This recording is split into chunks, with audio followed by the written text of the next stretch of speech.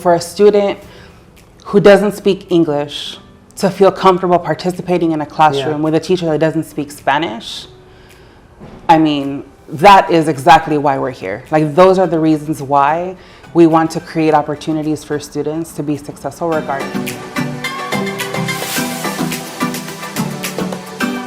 Hi everyone, I'm Monica from Schola. Thank you so much for tuning in to today's Schola School Chat video. Before we get started, make sure to subscribe to our channel and turn on the notification bell so you don't miss out on any of our awesome school interviews. Ready to look at some schools? I know I am. Let's jump right into it. Hi, I'm Sean with Schola, and I'm here with Beatriz Pañuelos, Middle School Director here at the American Dream School. First, thank you so much for having us here. Yeah, no problem. Good to have you. Yeah, thanks. Just to kick things off, can you tell me a little bit about the school and the mission that you guys have here? Sure. So American Dream is a 6th through 12th grade school. Unfortunately, we don't all fit in one space, and so our middle school campus is where we're at now. Our high school campus is about 4 blocks away. Okay. Our goal is to produce bilingual students that are going to be successful in college, right? And so there's a lot of things that go into that. We primarily service a immigrant community, recent arrivals to the United States, students that are English language learners. We have quite a bit of students that have exited the bilingual or the English language learner program, and so we have a ton of 4Ls also. Okay. So still in that learning process? They're still in that learning process, okay. Right? So they've been deemed to have been proficient enough to no longer need those additional supports, but we know that there's still supports that are needed. And when we serve this type of population, there's just so much more that goes into like how to help them learn best. Yeah. And so if we're thinking about wanting to produce bilingual students at the end of 12th grade, and that includes monolingual English speakers, right? There's a lot of work that goes into that. And I think that our school is very purposeful in its design to ensure that students get what they need from 6th grade to 12th grade. Okay. Yeah, you mentioned bilingual. Can you explore that a little bit? Because it's not just classes, some Spanish classes. It's a full model here. Right. So one of the big things that makes us different than other schools is that Spanish is a core content class here. And so where in other schools, it's like you have your math, science, as like the core classes. Here it's Spanish, humanities, science, and math as the core classes, and then you have your enrichment. And so by placing Spanish, which is traditionally an elective in other places, as a core class, I think that's level 1 of communication to our families of how important the Spanish language is to our school. And are some of those classes in like some of the other core classes? So like part one of supporting our Spanish speaking students is that Spanish is a core content. And then we have our dual language model. Okay. And so we know that like in order for us to teach students content in other classes, we need to be purposeful in our planning. And so when teachers are teaching in English, in math, and in science, they're always translanguaging vocabulary. Okay. And so when we do have Spanish weeks, for example, and I'll speak to those in a bit, when we do have Spanish weeks, it's not like a complete shock of like, I have no idea what you're talking about. Every day we're learning about like fraction, fracción, right? Like, so they're able to have that access. Okay. And so 1 week a month, our classes are taught in Spanish with supports in English. And so we kind of like flip the tables on the language. Okay. And so students that have traditionally like needed support with language now become the leaders of the room, and students that are like monolingual English that are on their like continuum of learning Spanish are like, oh no, now we're learning in Spanish, like now I need help. And so we're able to see the leadership kind of switch between different students. But because we are purposeful in making sure that students have access to the vocabulary, I mean, you're able to it's not seamless as much as we would like, but it's relatively seamless. Okay. One of my favorite stories is one time I observed a class and one of our teachers was absent, and so there was only one teacher in the room, and this teacher does not speak Spanish. And a student raised his hand and he responded in Spanish. Because the class vocabulary had been taught in Spanish, the teacher was able to pick up on the keywords that the student was saying to verify that the student was actually on the right path. Oh, that's great. And then the teacher used, the teacher moves of like, can somebody translate what their colleague said? And then somebody else in English was able to translate what the student said. She was like, you're absolutely correct. Let's give a clap for our 2 friends that participated today, and moved on, right? And so for a student who doesn't speak English to feel comfortable participating in a classroom with a teacher that doesn't speak Spanish, I mean, that is exactly why we're here. Like, those are the reasons why we want to create opportunities for students to be successful regardless of language. I mean, traditionally underserved kids, right? Like, well, they're not empty vessels. We're not here just because they don't have the language doesn't mean that they don't know information or content. And that's just one of the ways that we're able to tap in. To language just as a tool to express that.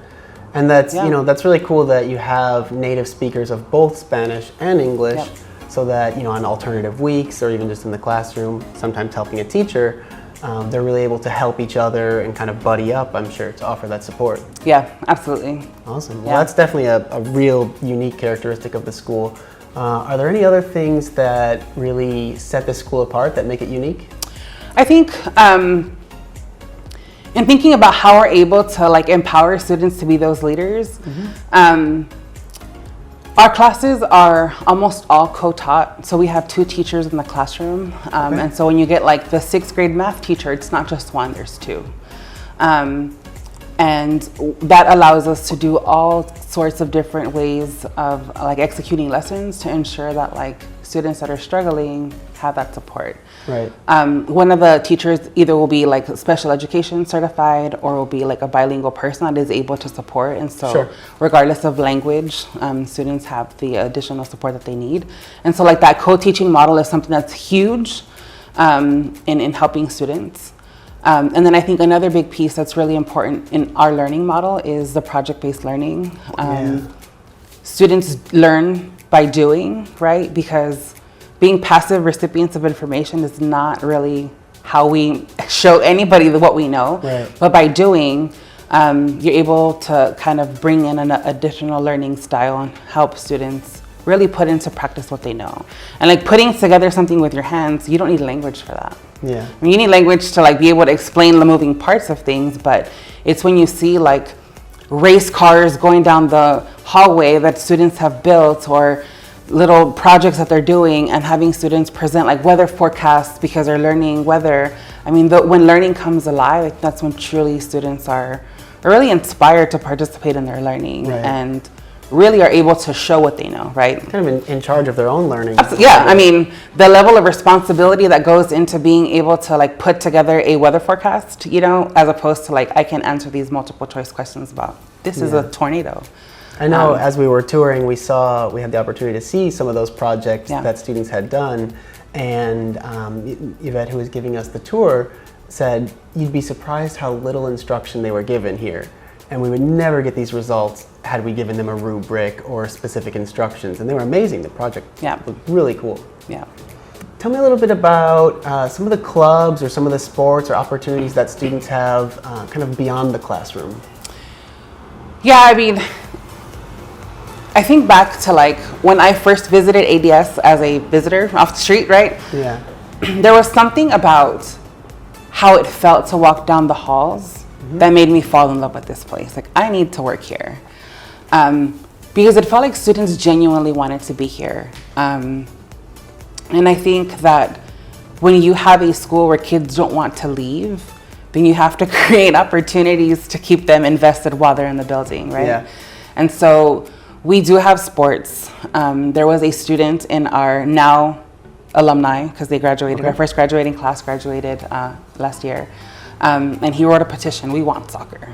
Like, we want soccer, and they got soccer, right? And so, trophies, I saw. And trophies, yes. They won, I think in the year 2, they won the championship. And so we offer at middle school 3 sports, with 3 sports seasons. We have flag football, we have softball, and basketball. So we have flag football, basketball, and soccer. They're sports.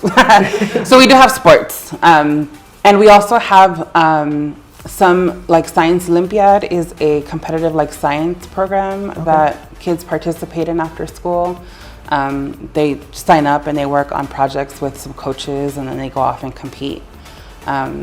We've always gotten some medals from there. So, I mean, the fact that kids are wanting to do science as like for fun, I think is a great testament to like the teachers that are teaching and their love for learning. We also have a club called PRISM. And PRISM is a club that promotes inclusivity and just the diversity in our community. It's for students that identify as LGBT and their allies, and just creating a safe space for all of the members of our community. Yeah, that's great. And that club is very active on campus also. That's awesome. Yeah, I'm glad you brought that up. I know, the whole social emotional learning is such an important topic right now. What kind of guidance or what kind of features do you have in that regard? Yeah, another hallmark of our school is our advisory program. Okay. I think it's one of our key design elements of like one of the stepping stones in ensuring that students love and feel comfortable where they're at. So every child is assigned an advisor, and they meet with that advisor in the morning and in the afternoon. So we kind of bookend the day with advisory. Is that each day? Each day, with the exception of Friday, because it's one of our shorter days. So they just, hey, how's everybody? Drop off your coats, go to first period. But on that day, they have a 45-minute advisory at the end of the day. And so they're able to do things like play games. Our goal is for that advisory group to be a little family. So the teacher would serve, or the advisor would serve as a liaison between the school and home, but also promote like a group dynamic where like that smaller group is a family. And so that little group then, they go off into different classes, but they come back together at the beginning of the day, and at the end of the day, they're able to do their successes together. They go on field trips together. Okay. They're really able just to form that little bond, because we want to make sure that every student has at least one adult that they connect with. And so that's one way that we're kind of purposefully creating a schedule for those children. Yeah, that's we great. also know that kids are not going to bond with every single adult, right? It's like every advisor-advisee relationship is not the best, but that's just one way that maybe that if that's the person you connect with, you see them every day, you feel comfortable sharing, because we want students to be able to feel that there's somebody here that's listening to them. And so when we ask, how are you doing? It's a genuine, like, how are you doing? Like, I will stop what I'm doing and have not this a mind conversation listing, but to actually want to know that you're doing well. Yeah. So you are just one 6 through 12 school, and it's split on the two campuses. Yep. Does that mean students who go to this campus in the middle school can automatically go to the high school as well? Absolutely. So because we are one school that just happens to not fit in one space, Okay. All of our 8th grade students have a seat waiting for them in 9th grade. Okay, great. Yeah. So do the high school students get support in applying to universities or preparing for that process? Yes, they do. So at our high school campus, we do have a college advisor on campus, and their sole job is to ensure that our students are applying. They have their grade audits that get done to make sure that students are on track to apply. Okay. And so there is a person dedicated to supporting that. Helping with like entrance essays. Making sure that their FAFSAs are filled out, making sure that there's family events. I remember when we had our first 8th grade class before they went to high school. We did not have a high school yet for them. Okay. And so high school applications happen around November. They happen. Okay. So we did not know at that time that our high school that our charter was going to get extended to have a high school campus. So we had like this party of like, come apply to high school. They did the exact same thing at high school, and it was like, all families come to campus, let's apply to college and fill out our financial aid papers. And so there was like an event, and because we're big on tradition, I'm sure that's an event that's going to show its face every year. Keep doing that. Like celebrate the fact that our children are going to college, and we're here to provide support to families to fill out all the documentation, ask the questions, provide support. If we don't know, we'll pick up the phone and call on their behalf. That's awesome. Yeah. So as we entered some of the different classrooms, we see a lot of acronyms for a lot of cool things. We see START and ENDED and STAR. But one that stuck out that we saw a few times was DREAM. Yes. What is DREAM? DREAM stands for diversity, respect, empowerment, advocacy, and motivation. Okay. And those are our core values. Okay. Yeah, those are our core values. Every week, teachers nominate a Dreamer of the Week. And they come on stage during our family meetings. Family meetings that happen once a week, and we celebrate birthdays, and we celebrate students that have shown excellence in the classroom. We give them announcements. We show them videos of events that have happened that week. It's just kind of a time for us to come together by grade levels. We saw that like announcement board kind of in a main space, and there were even some students who would stop and check, whose birthday is this week, who's being celebrated this week. So a really cool way of building that community. Thank you. And so we believe that our DREAM values are things that students need. Our DREAM values are things that we believe in, and are things that we think that people who are successful kind of intrinsically have. And one of my favorite dream value is advocacy. And I love to see students not just advocate for themselves, but I think in trying to build a community where students use their voice for power, how they're able to use that voice to advocate for what they need. I think traditionally the principal's office, quote unquote, has been this place of like, nobody wants to go there. Right. Yeah, being sent to the right. principal's Number office. one, this office is used as an advisory, so like they kick me out of my own office to meet in this space. But we'll have students come and like, I need to speak with you. And I'm like, do you have an appointment? Do you have an appointment? And they're like, well, can we get on your calendar because I need to talk to you? And I'm just like, just kidding. How can I help you? We have a complaint. And I was like, please, let's transition to the conference table, right? Like, talk to me. What is your complaint? Well, we think that insert issue here. Right. And I was like, why do you think that? And we'll talk about that, a little bit. And it's just really interesting to see students, they're not complaining, they're voicing concerns. Yeah. And really just trying to rally behind like something and use their voice. And students will say like, we really want prom. You canceled prom last year because of the pandemic, and we don't think that's fair. And so we're gonna gather signatures, and we want you to, and I was like, but there's laws around gatherings. Well, can it be outside? We're willing to problem solve with you, and just really seeing this as a space where like your voices are just as important as your parents, as another teacher's concern. I just love that they're able to come to me. They've come to me about teachers, right? Like, I know they're new, but, and how can we help this person? And so it's just really, they're really kind children, but are willing to that's great. The same kind of open space for feedback that you create for the parents. You want to have that same kind of feeling and sense of, being comfortable, transparency with the students as well, so that they feel empowered and heard. Okay. Absolutely. Well, hey, everything we've heard, it sounds great. We saw the school, it looks great, not just for bilingual education, but just an education in general. Where can families find you, and how can they get more information? Sure. So our school is located at 510 East 141st Street. We are on the 4th floor of the PS30 building. It's right next to the train. So we're on the corner of 141st and Brook Avenues. You can get exit off the 6th train. Okay. We are a public charter school, and so while we do have priority enrollment for students that are English language learners, it is a school that services anybody, right? It's not a geographic open to everyone, and that's tuition free. It is tuition free. It is open to everyone.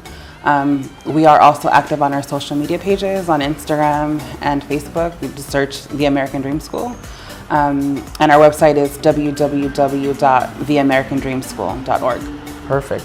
And just so parents who are who are watching know, the high school, that's very close by as well, right? Yeah, our high school campus is about 4 blocks away, a 10-minute brisk walk. But they're right down there. Perfect. So that's theamericandreamschool.org for more information, and you can also find their profile on Schola.com for everything they offer, information about applying, and more. Thank you so much for having us. Thank you. We really appreciate it. Thank you. Hey everyone, thank you so much for watching. If you enjoyed today's Schola School Chat video, make sure to give it a big thumbs up. If you would like to watch more of our awesome videos, make sure to click here. And to stay up to date with all the awesome videos we post and subscribe to our channel, make sure to click here. See you on the next one!